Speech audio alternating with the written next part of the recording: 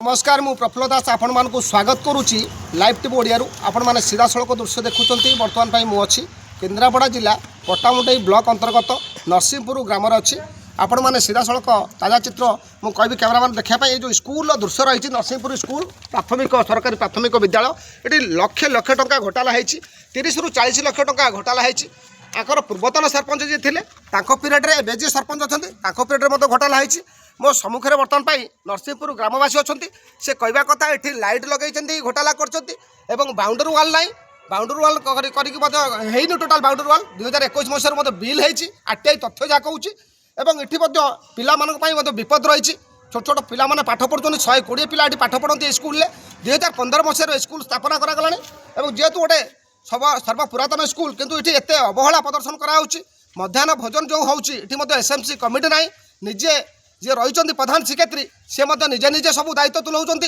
जहाँ अभियोग आसूँ मो सहित बर्तमान जोड़ी होती जे स्थानीय रही न्याय सरपंच सीधा सड़क प्रतिक्रिया ना पचारि बुझा मैडम आपको स्वागत करुँ लाइव टीवी ओडिया आप परिचय दे सर मो ना हूँ प्रणति मलिक मुझे नरसिंहपुर ग्राम पंचायत नायब सरपंच कौन रही अभियोग आपण मैंने एकत्रित होते सर आम तो आगुरी भी जान जिते आम ई ग्राम स्वराज जोटा आम जानलु से तथ्य अनुसार आम जानवा पाइलु 2021 मसीह आमर नरसिंहपुर प्राइमरी स्कूल 3 लाख टंकार सर बाउंड्री बिल फल्स बिल होती जेहेतु आम आसिक तदंत करने देखिलु जे आरटीआई रिपोर्ट अनुसार किंतु एटार कौन से बाउंड्री वाल है ना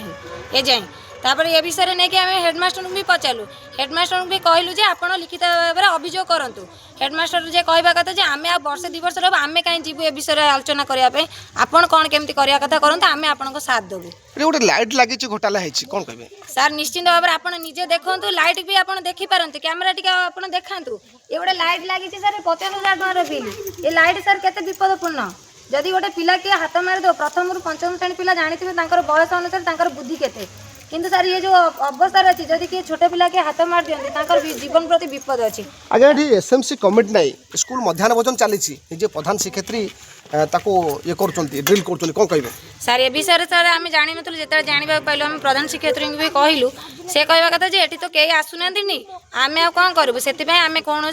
माने ये करूँ आम आम निजे निजे चलाऊँ आम से सर प्रतिवाद भी करूँ कि आम कौन कथा शुणुना आपण मैंने शुणुले देखुले नरसिंहपुर गाँव चित्र किभली भाव में जो सरकारी प्राथमिक विद्यालय रही किभली भाव लोक मैंने नाई नथिबा असुविधार सम्मुखीन होउछन पिला माने जो पाठ पढ़ुछन से मध्य नाई नथिबा असुविधार सम्मुखीन होउछन प्रति मुहूर्त में दुर्घटना घटवार संभावना रही फल्स बिल करिक मध्य